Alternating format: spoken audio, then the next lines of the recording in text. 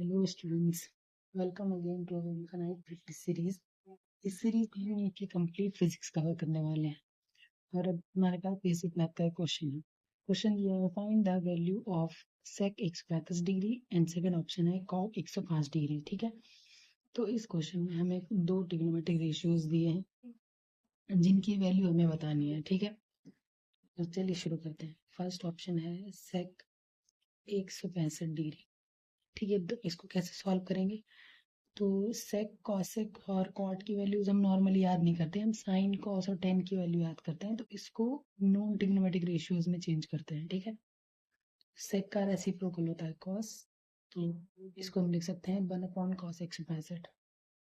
ठीक है, अब इसको अगेन 165 एक अननोन एंगल है जिसकी नॉर्मल वैल्यू हमें नहीं याद होती, तो इसको हम नोन एंगल्स में तोड़ते हैं, मतलब जिनकी वैल्यूज हमें पता हो। तो ये आ जाएगा cos 135 डिग्री प्लस 30 डिग्री। ठीक है, अब आप कहेंगे कि 135 की भी वैल्यू नहीं पता होती जनरली।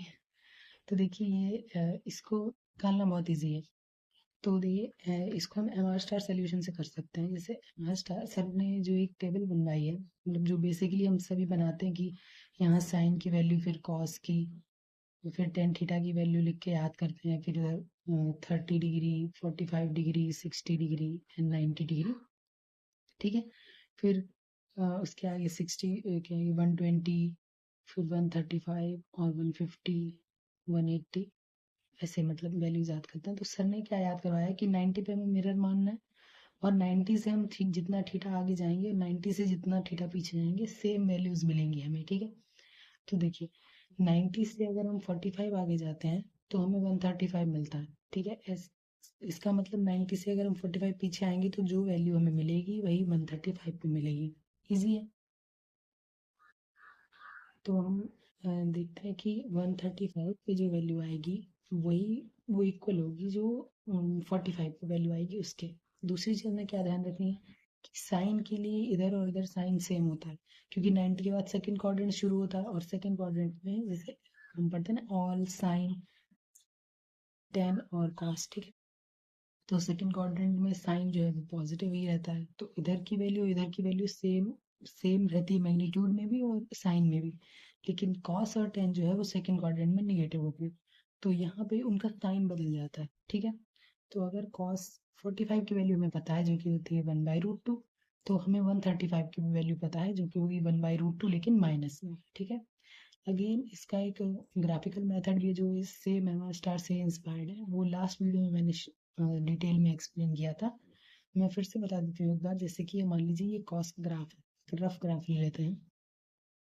ठीक है, जो कि 0 पे +1 होता है और 90 पे 0 हो जाएगा, अगेन 270 पे 0 हो जाएगा, और 360 पे फिर से +1, 180 पे -1 होता है कॉस। ठीक है, ये ग्राफ हो गया। तो देखिए जैसे ये कर्व और ये कर्व सिमेट्रिक होते हैं पूरा। ठीक है, ग्राफ साइन का कॉस का सिमेट्रिक बनता है। तो 90 से हम जितना आगे जाएंगे, 90 से ही उतना पीछे आने पे हमें सेम वैल्यू मिलेगी। ठीक है, ये वैल्यू और ये वैल्यू मैग्नीट्यूड वाइज सेम होगी। ठीक, लेकिन साइन वाइज अपोजिट होगी ऑफ कोर्स, क्योंकि ये ऊपर है, ये ग्राफ नीचे है, plus Y axis minus Y axis. ठीक है, तो 90 से 45 अगर हम आगे जाएंगे तो हमें 135 मिलेगा, और 45 पीछे आएंगे तो 45 मिलेगा, यानी कि कॉस 45 की वैल्यू जो है वही मैग्नीट्यूड वाइज कॉस 135 की वैल्यू होगी। ठीक है, क्लियर है? तो अगर cos 45 की वैल्यू +1/√2 है तो cos 135 की वैल्यू -1/√2 होगी। ठीक है, अगर इससे भी नहीं समझ आया तो एकदम बेसिक मेथड है जो हर जगह यूज होता है, उससे भी कर सकते हैं। जैसे cos 135 को हमें लिखना है, तो अगेन हम कैसे लिख सकते हैं, cos 90 + 45 लिख सकते हैं। आप आइडेंटिटी से जा सकते हैं, ये बेसिक मेथड है। ठीक है, और ये दोनों of course M R star methods हैं। ठीक है, तो cos a के लिए लिखेंगे हम cos a + b की आइडेंटिटी यूज करेंगे, जिसमें क्या होगा cos a cos b plus है तो यहाँ माइनस आएगा, sin a sin b। ठीक है, अगर इसको सॉल्व कर लीजिए, cos 90 0 होता तो ये टर्म तो पूरा 0 ही हो गया, minus sin 91 multiplied by sin 45 जो कि होता है 1/√2। ठीक है, तो ये हो गया -1/√2 आ गया। सिंपल है, ऐसे भी आ सकता है, ऐसे भी आ सकता है, ऐसे भी आ सकता है, जो मेथड आपको सही लगता है उससे चले जाइए, ठीक है, मतलब है आंसर आने से। ठीक है, तो आ गया कॉस 135 की वैल्यू हमें मिल गई। अब कॉस 30 के साथ इसको हम सॉल्व कर लेते हैं। ठीक है, तो ये जो हमारा क्वेश्चन था वो क्या था, 1/sec 165, तो ये हो जाएगा 1/cos 135 प्लस 30। इसको आगे हम सॉल्व करेंगे, 1 अगेन आइडेंटिटी यूज करेंगे, cos A cos B minus sign A sine B.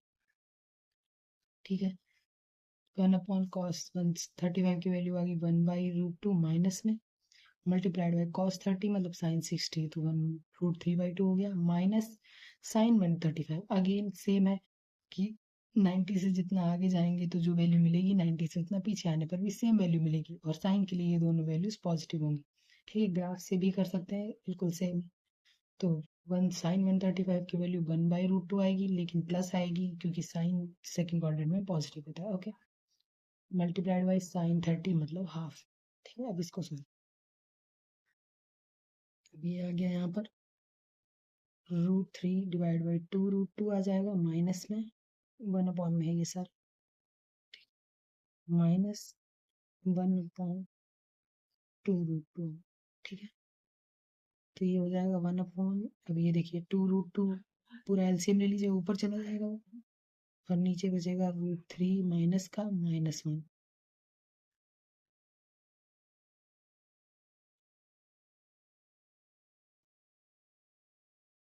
ठीक है, अब इसको सॉल्व करेंगे, 2√2 और माइनस कॉमन ले लें अगर बाहर तो √3 +1 बच जाएगा, और माइनस को ऊपर भेज देते हैं,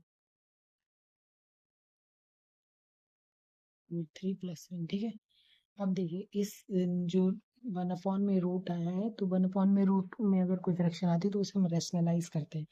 रेशनलाइज कैसे करते हैं कि सेम जो भी वैल्यू है उसके बीच का साइन चेंज करके उस फैक्टर से मल्टीप्लाई और डिवाइड कर लेते हैं सेम। जैसे √3 +1 है तो इसको रेशनलाइज करने के लिए हम लिखेंगे √3 - 1, मतलब बीच का साइन बदलना होता है बस, सेम नंबर से मल्टीप्लाई और सेम नंबर से डिवाइड। ठीक है, ये हो गया।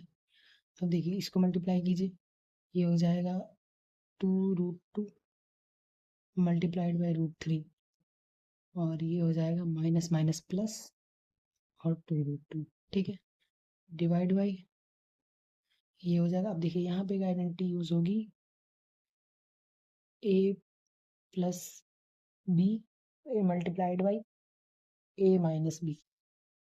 ठीक है, जो आइडेंटिटी हम नॉर्मली छोटी क्लास में पढ़ते हैं, a plus B multiplied by a minus b, तो वो हो जाएगा a square minus b square.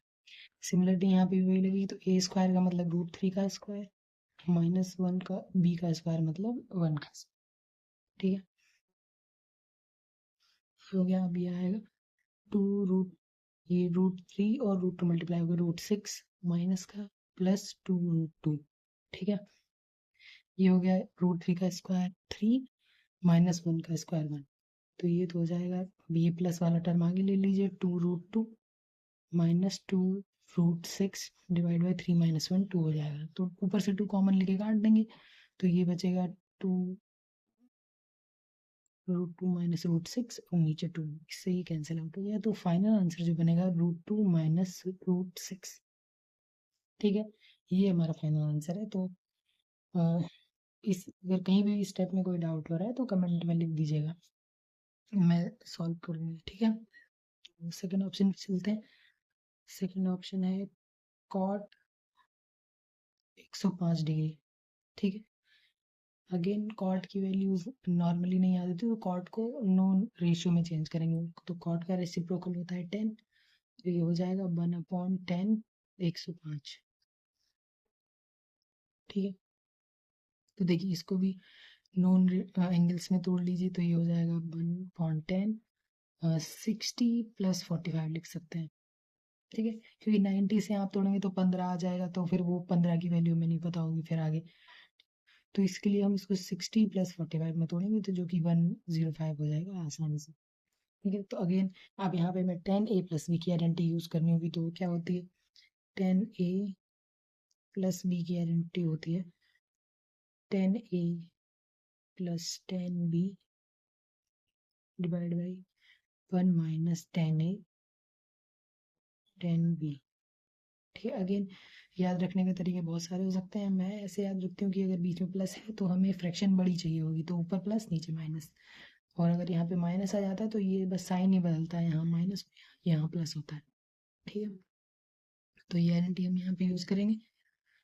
1/10 10a की जगह हो जाएगा 1060 प्लस 10b की जगह हो जाएगा 1045 और 1/1 माइनस 1060 मल्टीप्लाइड बाई 1045। ठीक है, इसकी वैल्यूज रख लेते हैं। क्या आया था 1/1060 plus 1045 divided by 1 minus 1060 multiplied by 1045। ठीक है, 1/1060 मतलब √3 प्लस 1045 मतलब 1 डिवाइड बाई 1 माइनस 1060 मतलब √3 और मल्टीप्लाई बाई 1045 मतलब 1। ठीक है, तो ये हो गया और ये जो नीचे है वो ऊपर चला जाएगा फ्रैक्शन में, तो 1 माइनस √3 ऊपर चला जाएगा डिवाइड बाई √3 प्लस 1। ठीक है, तो ये हमारा फाइनल आंसर है। तो सो आपको दोनों क्वेश्चन समझ में आ गए होंगे, हमारा स्टार मेथड भी समझ में आ गया होगा। तो अगर आपको कहीं भी किसी स्टेप में डाउट रह जाता है तो कमेंट सेक्शन में लिख दीजिएगा। Thank you.